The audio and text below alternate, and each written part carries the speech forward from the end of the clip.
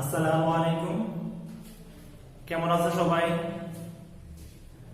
সবাই ভালো করে বাসায় পড়াশোনা শুরু করো। সিলেবাস কিন্তু আমাদের শেষের দিকেই, তোমাদের পরীক্ষা 19 তারিখের দিকে পরীক্ষা শুরু হবে ফার্স্ট ইয়ারদের।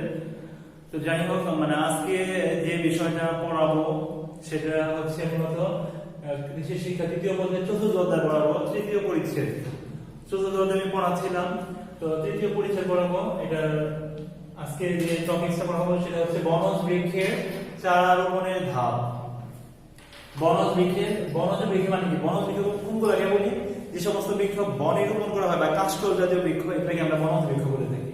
ঠিক আছে? যে বৃক্ষগুলো কাঠ জাতীয় গাছগুলোকে আমরা নরমালি কি বলে থাকি? আকাশমণি, মেহগনি, সেগুন, এগুলাকে আমরা বনজ বৃক্ষ বলে থাকি। তো বনজ বৃক্ষের চারা রোপণের ধাপ। চারা মানে কি? যেটা দিয়ে আমরা রোপণ করবো, ওটা থেকে আমরা গাছ পাবো। ঠিক আছে? বীজ থেকে চারা তৈরি হয়। তাহলে চারা রোপণের ধাপ হচ্ছে 11টা। আমি লিখছি, দেখেন এখানে বোর্ডে লিখছি 11টা। ক্রমান্বয়ে লিখছি কোনটার পর কোনটা করতে হয়। 1 নম্বরে দেখো আমি লিখছি স্থান নির্বাচন। প্রথমে জায়গা নির্বাচন করতে হবে। এমন জায়গায় নিয়ে যে একবারে সারা বছর পানি থাকবে, এখানে তার গাছ হবে না, শিকড় পচে যাবে এরকম।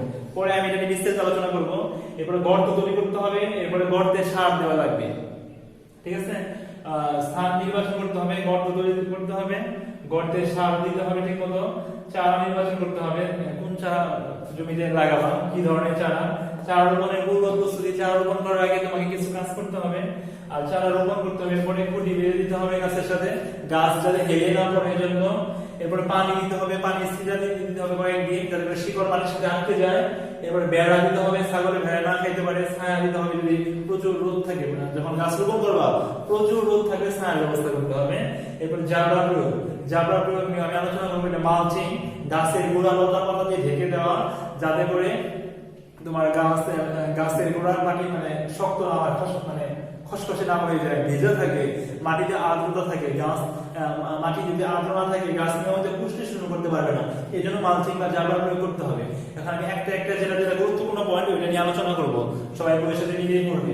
তাহলে 1 নম্বর আমি স্থান নির্বাচন আলোচনা করবো। এখন স্থান নির্বাচন, তাহলে চারা রোপণের জন্য স্থান কিভাবে নির্বাচন করবো? স্থান নির্বাচন আলোচনা করবো।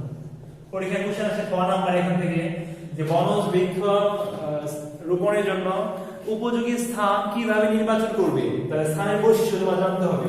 1 নাম্বার হচ্ছে জমি উঁচু হতে হবে। কি হতে হবে? জমি উঁচু, যাতে পানি লেগে না থাকে। 2 নাম্বার পয়েন্ট তুমি দেখতে পারবে কি? জমি জলাবদ্ধ যেন না থাকে। জমি জলাবদ্ধ না থাকে, জমি জলাবদ্ধ না থাকা। 3 নাম্বার পয়েন্ট লিখবা যে জমিটা অবশ্যই উর্বর হইতে হবে। উর্বর মাটি না হলে তোমার গাছ ঠিকমতো বৃদ্ধি হবে না, বড় হবে না। তাহলে জমি উঁচু হবে, জলাবদ্ধ থাকবে না, উর্বর মাটি হবে। মাটি কি হবে? উর্বর। আর আমি এর আগে তোমাদের ফার্স্ট পার্টে বলছি যে দোআঁশ মাটি সব ফসল ফলনের জন্য ভালো। তাহলে মাটি দোআঁশ হবে, দোআঁশ মাটি।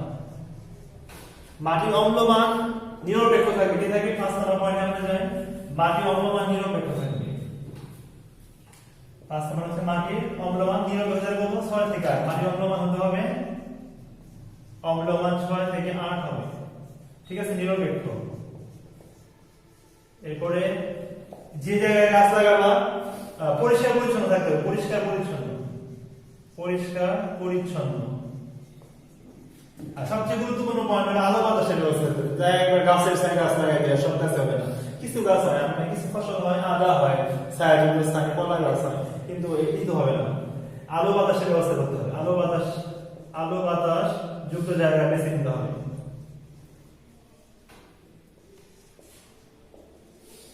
ঠিক আছে? তাহলে স্থান নির্বাচনের ক্ষেত্রে এই পয়েন্টগুলো খেয়াল করবা। আর বসত বাড়ি থেকে বেশি দূরেও হবে না। আর বসত বাড়ির পাশে যখন গাছ লাগাবা তখন দক্ষিণ পূর্ব পাশে লাগালে ভালো হয়। ঠিক আছে? তাহলে কি বললাম? মাটি অম্লমান তো হবে, পরিষ্কার পরিচ্ছন্ন জায়গা হবে, আলো বাতাস যুক্ত জায়গা হতে হবে। তাহলে বনজ বৃক্ষের চারা রোপণের জন্য কিভাবে স্থান নির্বাচন করবে, এই যে আমি 7-8টা পয়েন্ট দেখলাম, এটা ভালো করে পড়ে নিবে। এরপরে গর্ত তৈরির ক্ষেত্রে একটু বলি, শোনো। গর্ত তৈরি হচ্ছে 3 ধরনের গাছের জন্য চারা রোপণের 15 দিন আগে গর্ত করতে হবে। 15 দিন আগে। কেন এটা আমি বলতেছি? 15 দিন আগে গর্ত করতে হবে। কেন? কারণ হচ্ছে যে চারা রোপণের আগে যে আমরা গর্তটা বানাবো, মাদা বলতে পারি বা গর্ত, ওই গর্তের মধ্যে 15 দিন আগে সার দিতে হয়। তাহলে সারটা মাটির সাথে ভালোভাবে মিশে। ঠিক আছে, কিন্তু ইউরিয়া সার 2-3 দিন আগে দিতে হবে। তো বিভিন্ন সার আছে potassium, TSP, triple superphosphate, আর এমওপি হচ্ছে মিউরেট অফ পটাশ। এটা লিখে রাখো, এমওপি হচ্ছে muriate of potash, muriate of potash লাল সার যেটা, আর এটা হচ্ছে এমওপি, আর TSP triple superphosphate, triple super, রাসায়নিক নাম মুখস্থ করে লিখে রাখো খাতায়, ট্রিপল সুপার ফসফেট।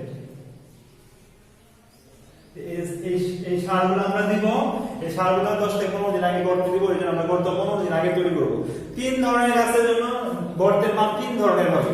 যদি বড় গাছ রোপণ করো, বড় চারার জন্য তাহলে গর্তের মাপ হবে 90 সেন্টিমিটার। এটা হলো দৈর্ঘ্য, উপরে আমি দৈর্ঘ্য লিখলাম, দেখো দৈর্ঘ্য 90 সেন্টিমিটার, প্রস্থ 90 সেন্টিমিটার, 90 সেন্টিমিটার প্রস্থ, আর উচ্চতা হবে 90 সেন্টিমিটার। ঠিক আছে, তাহলে বড় চারার জন্য দৈর্ঘ্য 90 সেন্টিমিটার, প্রস্থ 90 সেন্টিমিটার, উচ্চতা 90 সেন্টিমিটার। এটা হলো যদি আমরা যদি এককে লিখি তাহলে 90 গুণন 90 গুণন 90, এটা ঘন সেন্টিমিটার লিখতে পারি। আয়তন একক হচ্ছে ঘন একক, এটা ঘন সেন্টিমিটার আমরা লিখতে পারি। তাহলে বড় আকারের চারার জন্য এই পরিমাণ গর্ত হবে। ছোট আকারের জন্য বলতেছি, ছোট আকারে মাঝারি আকারে যায়, মাঝারি চারার জন্য, মাঝারি চারার জন্য গর্ত কেমন হবে? গর্তের সাইজটা মোটামুটি এরকম 70 গুণন 70 ঘন সেন্টিমিটার। তার মানে দৈর্ঘ্য 70 সেন্টিমিটার, প্রস্থ 70 সেন্টিমিটার, উচ্চতা 70 সেন্টিমিটার। আর ছোট চারার জন্য, ছোট আকারের গর্তের জন্য, ছোট চারা বা ছোট আকারের গর্তের মাপ কেমন হবে? 50 দিয়ে 50 গুণন 50 ঘন সেন্টিমিটার। আশা রাখি বুঝতে পারছো। এটা আমি দৈর্ঘ্য লিখছি, প্রস্থ, উচ্চতা তিনটা গুণ দিচ্ছি, এর ঘন সেন্টিমিটার লিখছি। তাহলে আমি এখন পড়াইলাম তোমাদের কি গর্তের মাপ পড়াইলাম, গর্ত কিভাবে তৈরি করবা। গর্তের সার কয়দিন আগে দিতে হবে? 10 থেকে 15 দিন আগে, কিন্তু 2-3 দিন আগে ইউরিয়া সার দিতে হবে। তাহলে সারের কথা বুঝতে পারবা। এরপরে আমরা যাই হলো চারা রোপণের পূর্ব প্রস্তুতি। চারা রোপণের পূর্ব প্রস্তুতির মধ্যে একটা পয়েন্ট মনে রাখতে হবে, চারা রোপণের পূর্ব প্রস্তুতি। এই ক্ষেত্রে হার্ডেনিং করতে হবে। হার্ডেনিং তোমাদের বই আছে, সকালে লিখে নিবা। হার্ডেনিং কি? হার্ডেনিং হচ্ছে চারাকে কষ্ট করে গড়ে তোলা। 2-3 দিন রোদে আর ছায়ায় রেখে চারা টবে লাগানো যে চারাটা আছে 2-3 দিন বা 3-4 দিন রোদে আর ছায়ায় রেখে হালকা হালকা পানি দিয়ে এটা মানে মূল জমিতে, প্রধান জমিতে রোপণ করার জন্য যে চারাকে কষ্ট করে গড়ে তোলা, অ্যাডজাস্ট করা, অ্যাডাপ্ট করা, খাপ খেয়ে নেওয়া, এটাই হচ্ছে তোমার হার্ডেনিং। সংজ্ঞাটা পরে পড়ে দিবা, ঠিক আছে? তাহলে এটা চারা রোপণের পূর্ব প্রস্তুতি, হার্ডেনিং এটা। এরপর আমি যাচ্ছি তোমার চারা নির্বাচন। এই পয়েন্টটা করতে হবে। ভালো চারা বৈশিষ্ট্য পরীক্ষা আসে, চারা নির্বাচন কিভাবে করবে? চারা নির্বাচন বা ভালো চারার বৈশিষ্ট্য। তাহলে চারা নির্বাচন করবা, ভালো চারা নির্বাচন করতে হবে। তাহলে ভালো চারার বৈশিষ্ট্য আমি বলতেছি, একটা হলো চারা কি হবে? বয়স হবে 1 থেকে 1.5 বছর, 1 থেকে 1.5 বছর বয়স। তাহলে ভালো চারার বয়স কত হবে? 1 থেকে 1.5 বছর বয়স হবে ভালো চারা। ঠিক আছে, 1 থেকে 1.5 বছর বয়স হবে। চারা সুস্থ হতে হবে, সবল হতে হবে। চারা সুস্থ। 3 নাম্বার লিখতে পারি চারা সবল হবে, রোগমুক্ত সুস্থ সবল রোগমুক্ত চারা হতে হবে। চারার ডালপালা স্বাভাবিক থাকবে। ডালপালা কেমন থাকবে? পাতার রং থাকবে সবুজ। এটা গুরুত্বপূর্ণ পয়েন্ট। এটা 4 নাম্বার লিখতেছি, পাতা সবুজ রং থাকবে, সবুজ রং। অন্য রং থাকবে না। ডালপালা কম থাকবে ভালো চারা। ডালপালা কম, স্বাভাবিক সুদা থাকবে, কাণ্ড সুদা, ঠিক আছে? কাণ্ড সুদা থাকবে, বাঁকা থাকবে না। এটা হচ্ছে ভালো চারার বৈশিষ্ট্য। ডালপালা কম থাকবে, কাণ্ড সুদা থাকবে, আর তোমার পাতার রংটা সবুজ হবে, চারা সুস্থ সবল হবে, রোগমুক্ত হবে চারা, ঠিক আছে? আর চারার শিকড়ের পরিমাণ স্বাভাবিক থাকবে। 8 নাম্বার সম্বন্ধ হবে। শিকড় অক্ষত থাকবে,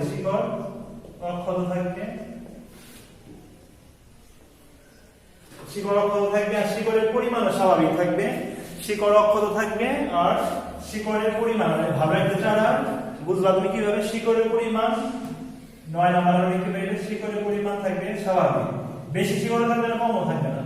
শিকড়ের পরিমাণ স্বাভাবিক থাকবে, থাকবে। এরপরে মালচিং যেটা বলছি, গাছের গোড়া লতা পাতা দিয়ে ঢেকে দিবা যাতে করে গাছের গোড়া মাটি নরম থাকে, মাটিতে পানি থাকে। আর তোমরা জানো গাছ পানির মাধ্যমে কি করে, মাটি থেকে প্রয়োজনীয় খনিজ লবণ ও পুষ্টি শোষণ করে। ঠিক আছে, এই জন্য মালচিং করতে হবে, গাছের পরিচর্যা করতে হবে। ডালপালা ট্রেনিং প্রুনিং ড্রেসিং আমি পরে পড়াবো। এই ট্রেনিং প্রুনিং ড্রেসিং গুলো করতে হবে গাছের, যাতে আমরা পর্যাপ্ত ফলন উৎপাদন পাই এর জন্য। ঠিক আছে, তাহলে আজকে যা পড়ালাম মূলত বনজ বৃক্ষের চারা রোপণের ধাপ। এই ক্ষেত্রে দুইটা জিনিস গুরুত্বপূর্ণ, ভালো চারা বৈশিষ্ট্য কি কি লেখো, আর বনজ বৃক্ষের চারা রোপণের জন্য স্থান কিভাবে নির্বাচন করবে। এই দুইটা কোশ্চেন ক নাম্বারে আসে, এগুলো ভালো করে পড়বে। ঠিক আছে, সবাই ভালো থেকো, সুস্থ থেকো, এইভাবে সবাই বাসায় পড়ালেখা বাড়িয়ে দাও। ঠিক আছে, আসসালামু আলাইকুম।